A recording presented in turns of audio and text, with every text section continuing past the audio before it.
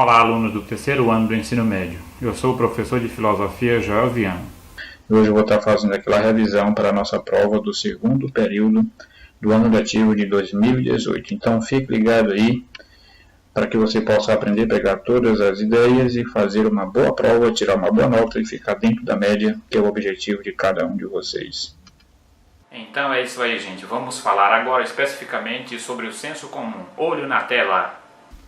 O que é o senso comum? É uma forma de conhecimento ingênuo, originado a partir das experiências do cotidiano de um universo de pessoas as quais julgam que seus saberes são partilhados por todo mundo. Exemplos: um ribeirinho que aprende a nadar de forma empírica, ou seja, sem ir à escola. Ele acha que todo mundo também deve saber a nadar. Segundo, um nativo que mora na Amazônia que não foi escolarizado, ele vai acreditar que o Sol é maior do que a Terra, pois a olho nu, essa é a impressão que temos do Sol se compararmos ele com a Terra. E quais são as características do senso comum? Vejamos. Primeiro, o senso comum é superficial, ou seja, não é radical, não vai profundamente no problema investigado.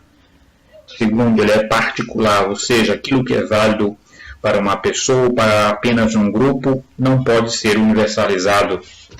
Terceiro, ele é fragmentário, ou seja, certos fenômenos que poderiam ser explicados por uma única lei da natureza, do ponto de vista do senso comum, o indivíduo acha que possui várias causas. Quarto, o conhecimento do senso comum ele é subjetivo, ou seja, em sua construção, temos a forte influência dos aspectos pessoais, como as crenças, os valores, costumes, tradições. E, em último lugar, o conhecimento do senso comum ele é ambíguo, ou seja, seus saberes dão a possibilidade de várias interpretações. Não é um conhecimento com uma linguagem universal como é a ciência. Vejamos, portanto, agora na tela o exemplo do Sol. O que diz a astronomia sobre a questão da comparação entre o tamanho do Sol e o tamanho da Terra? O tamanho do Sol, segundo a astronomia, é de 1.400.000 quilômetros o seu diâmetro. Já a Terra possui 12.742 quilômetros de diâmetro apenas. Isso significa dizer que dentro do Sol caberiam cerca de 1 milhão de terras. Vejamos aqui a imagem que mostra justamente essa ilustração. A Terra é apenas um pontinho praticamente invisível e o Sol, uma bola gigantesca. Na realidade, uma estrela. Vejamos agora exemplos de saberes do senso comum. Primeiro, o uso de remédios caseiros, chás, garrafadas, lambedores, banhos. Se você perguntar aí para os mais velhos, todos eles têm uma receita para tratar qualquer tipo de doença que você perguntar. Agora, se você questionar, indagar sobre quais são os princípios ativos que esses remédios possuem para tratar determinadas doenças, eles simplesmente não sabem explicar. Segundo, a crença na influência dos astros do universo sobre a vida humana. Muita gente acredita que a Lua pode mexer com o desenvolvimento das plantações, na realidade dos agricultores da agricultura rudimentar, no interior aqui no caso do Maranhão, leva em consideração sempre as fases da Lua para poder fazer suas plantações. Muita gente também acredita que a Lua pode influenciar, por exemplo, no crescimento dos cabelos. E por último, nós temos ainda muita gente que acredita que a rasga-mortalha, aquele pássaro que passa a noite em cima da casa, faz daquele grito, poderia ser um prenúncio da morte de alguém. Ninguém pode comprovar que isso de fato é verdade. Por isso que o senso comum é aquele conhecimento vago, que não tem uma lógica, não há como você confiar nele plenamente, porque não há justificativas para a sua veracidade. Um dos grandes pensadores que deram uma guinada no desenvolvimento da epistemologia foi justamente o italiano Galileu Galilei. Vejamos quem foi esse cara. Pois bem, gente, Galileu Galilei nasceu aqui em 1564 e faleceu em 1642. Ele traz a ideia de que a ciência deve ser baseada num procedimento experimental, dando enfoque para os aspectos quantitativo e a influência da matemática no processo de descrição dos fenômenos da natureza. Com isso, na realidade, Galileu Galilei pretende fazer uma ruptura ou uma cisão, uma espécie de superação da mentalidade dos pressupostos da filosofia medieval. É dele essa frase que diz assim: ó, o grandíssimo livro da natureza está escrito em língua matemática, e os caracteres são triângulos, círculos e outras figuras geométricas, sem as quais se estará vagueando em vão por um obscuro labirinto. Galileu traz assim, portanto, uma concepção que coloca em oposição a nova ciência em relação aos pressupostos da filosofia medieval, que acreditava que todo conhecimento, que a verdade ela pode ser alcançada pelo homem, não por meio da razão, mas por meio da fé, numa revelação divina. Outro filósofo de suma importância para o desenvolvimento epistemológico foi Francis Bacon. Vejamos qual foi a ideia desse grande pensador. Em primeiro lugar, ele escreveu uma obra chamada O Novo Órgão. Nessa obra ele afirma essa frase aqui, ó, saber é poder. Ele é considerado o pai da ciência moderna. Ele pretendia tornar a ciência em um instrumento prático de controle da natureza, né, visando aí a expansão da prosperidade humana. Na realidade, ele traz a ideia de que a ciência ela deve ser construída a partir da observação e das experiências em laboratório. Todos os saberes da ciência, para ele, portanto, são construídos a partir do chamado indutivismo, que mais na frente eu vou estar falando um pouquinho sobre o que é indução e o que é dedução. Então vejamos, galera, o que é a indução e a dedução dentro da questão da epistemologia. Olha que figura bacana que ilustra justamente essa questão da indução. Então vejamos aqui, ó, a indução é um procedimento racional que vai partir de fatos adquiridos através da observação, mas de eventos que são particulares. E a partir disso, o indivíduo tem a capacidade de formular uma teoria ou uma lei geral. A dedução é o contrário da indução, ou seja, ela parte já de uma lei ou de uma teoria geral para uma constatação de um evento particular. Vejamos aqui, ó, a indução parte do individual para o geral. A dedução parte do geral para o particular. Vejamos alguns exemplos que vão ilustrar e clarear, né, essa ideia do que é indução e o que é dedução. Exemplo de um raciocínio indutivo. Todo metal, quando aquecido, se dilata. Exemplo de um raciocínio dedutivo. Se o mercúrio é um metal, logo, quando aquecido, ele se dilata. Outro exemplo que eu poderia colocar aqui para vocês é o seguinte. Todo homem é mortal. Sócrates é homem, logo Sócrates é mortal. Voltando aqui ao nosso exemplo anterior. Como que se sabe que todo metal, quando aquecido, se dilata? Por meio da observação particular do comportamento de cada um, né, desses elementos são considerados metais. Os cientistas colocavam ele para se aquecer, né, e verificava-se que eles manifestavam esse comportamento, todos eles. Então se estabeleceu isso como lei universal. Portanto, se eu tenho o mercúrio em minhas mãos, eu não preciso submetê-lo ao aquecimento para eu ter certeza de que ele vai se dilatar.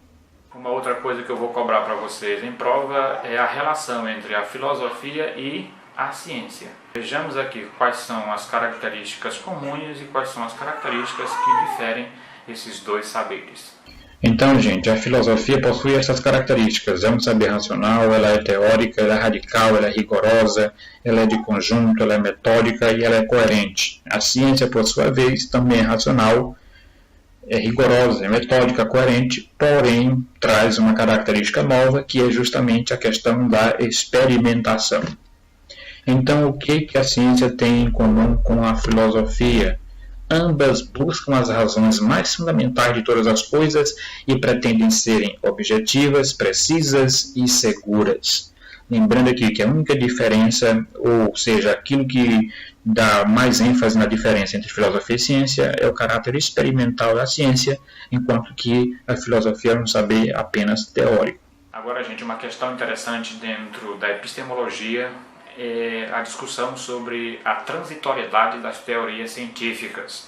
O que isso quer dizer? Veja. Quer dizer que os conhecimentos científicos de uma época não são inquestionavelmente certos, coerentes e infalíveis para todo sempre.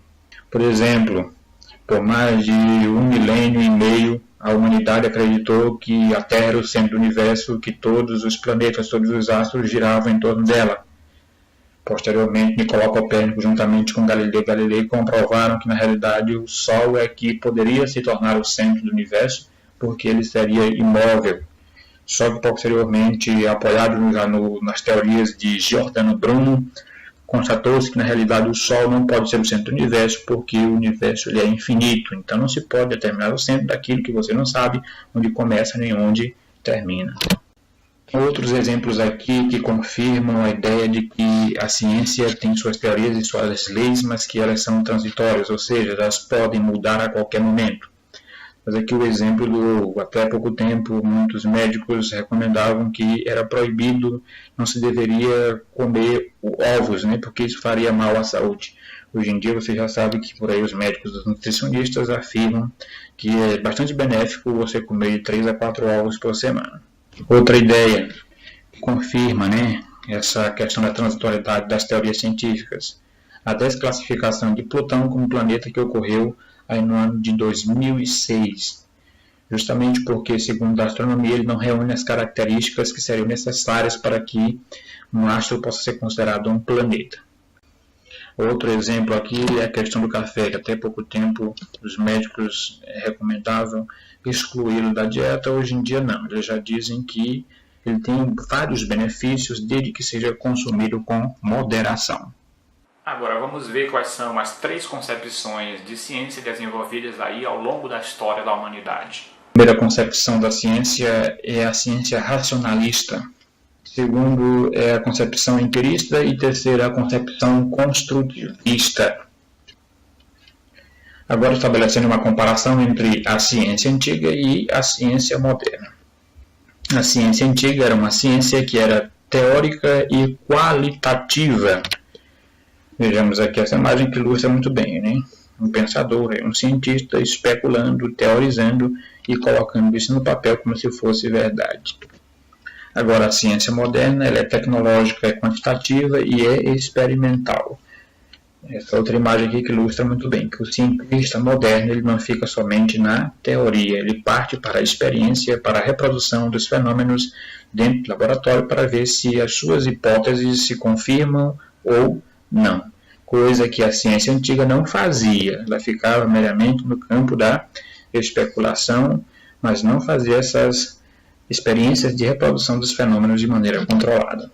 Uma outra questão bastante discutida dentro da epistemologia é a credibilidade da ciência. Até que ponto podemos acreditar que a ciência, que suas teorias, que suas leis são verdadeiras? A esse respeito, vários pensadores, a partir do século XX, precisamente da década de 20 do século XX, constituíram uma escola filosófica que misturava filósofos e cientistas, que recebeu a denominação de Círculo de Viena, que fica na Áustria, porque justamente eles se reuniam na Universidade de Viena. Esse Círculo de Viena ele vai propor a ideia de que, para que a ciência seja digna de credibilidade, ela precisa adotar um critério chamado de critério da verificabilidade. Alguns pensadores dessa escola foram exatamente Schlick e Carnap, ou Carnap. Schlick foi um físico que nasceu em Berlim em 14 de 4 de 1882 e faleceu em 22 de 6 de 1936. Já Carnap é um cidadão alemão, nasceu em 18 de 5 de 1891 e faleceu em 14 de 9 de 1970. Então, os dois principais representantes aí dessa escola. A respeito da questão da credibilidade da ciência, um outro pensador bastante interessante é Karl Popper. Karl Popper nasceu em 28 de 6 de 1902 na cidade de Viena, na Áustria, e seu falecimento ocorreu em 17 de 9 de 1994. E a importância dele para a história da epistemologia é porque ele vai propor o critério da falseabilidade como um instrumento para a garantia da veracidade dos saberes da ciência. Outro grande nome da epistemologia foi Thomas Kuhn. Esse filósofo nasceu em 18 de 7 de 1922 e veio a falecer em 17 de 6 de 1996. Ele é um filósofo, um pensador norte-americano, ou seja, estadunidense. Então, Thomas Kuhn ele vai propor a ideia de que a ciência é uma sucessão de paradigmas. Por último, nós temos a figura de um filósofo bastante interessante, que é o Feyerabend. Pois bem, Feyerabend nasceu em 13 de 1 de 1924, também em Viena, na Áustria, e faleceu em 11 de 2 de 1994. Ele criticou o racionalismo, criticou o empirismo, criticou o próprio positivismo e propôs, o pluralismo metodológico, ou seja, segundo ele, a ciência não deve adotar apenas um paradigma, apenas uma teoria ou um paradigma como o certo. Na realidade, dependendo de cada circunstância, de cada momento, de cada situação, a ciência ou o cientista pode adotar um determinado procedimento metodológico, aquele que for mais apropriado, no caso. Então é isso aí, galera. Valeu, essa aí foi a nossa aula. Espero que você tenha curtido e aprendido bacana. Falou, até a nossa próxima. Tchau, tchau!